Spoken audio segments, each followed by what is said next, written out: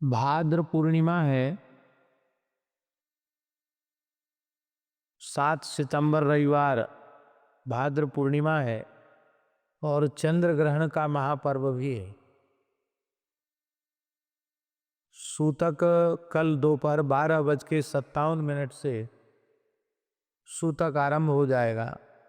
मोटा मोटी समझना चाहिए कि 12:30 बजे से सूतक का काल आरंभ हो जाएगा। वैसे 12:57 समय है, लेकिन अपने को 12:30 से मानना चाहिए, जिससे कि सूतक के पूर्व की जो तैयारी है वो 12:30 बजे तक कर लें। अपनी शिखा में कुशा धारण कर लें, जो भी सूखा सामान है उसमें कुशा डाल दें, अन्न है उसमें कुशा डाल दें और सूतक के काल में जो रुग्ण हैं उन रुग्ण को, रोगियों को फल जल आदि ले सकते हैं, अन्न नहीं लेना चाहिए। ग्रहण काल में सर्वथा जल भी नहीं लेना चाहिए, मलमूत्र का त्याग भी नहीं करना चाहिए और रात्रि को 9:57 पर चंद्र ग्रहण का स्पर्श हो जाएगा। मध्यकाल रात्रि 11:42 पर होगा और मोक्ष काल रात्रि को 1:29 पर होगा। तो ग्रहण के स्पर्श से अर्थात रात्रि को 9:57 से रात्रि को 1:29 तक एक आसन से बैठकर अपने गुरु मंत्र का जप करना चाहिए। जो उस काल में गुरु मंत्र का जप करेंगे उन्हें पुरस्चरण का पुण्य प्राप्त हो जाएगा। जिस किसी भी मंत्र का जप किया जाता है उसका पुरस्चरण हो जाता है। तो यह ग्रहण का काल अत्यंत पवित्र काल है। इसमें शयन नहीं करना चाहिए, भोजन नहीं करना चाहिए, स्त्री का स्पर्श नहीं करना चाहिए सकाम भाव से।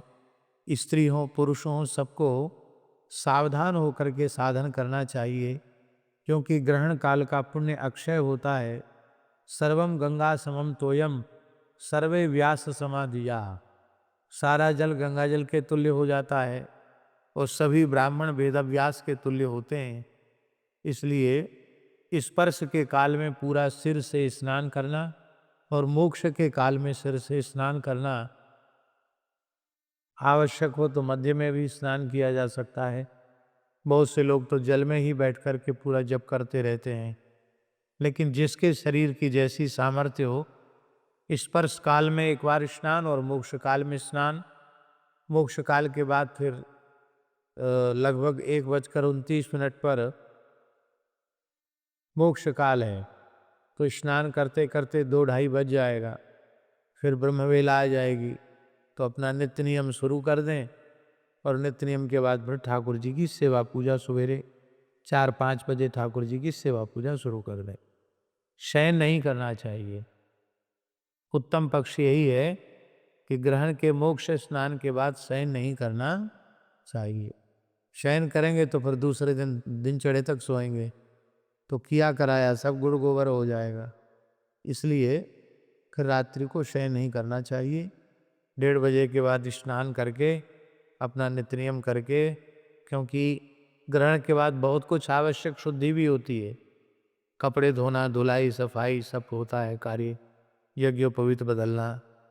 फिर भगवान का अपना नित्य नियम करते करते भगवान के उठाने का समय हो जाएगा। 3 बजे से भगवान की 4 बजे से सेवा शुरू कर दें। प्रेम से भगवान की सेवा करें। जिनको आवश्यक हो शरीर की दृष्टि से वो दिन में मध्याह्न में 1 घंटे 1.5 घंटे सो लें, पर्याप्त है। तो ये ग्रहण का काल व्यर्थ नहीं करना चाहिए। ग्रहण की सूचना।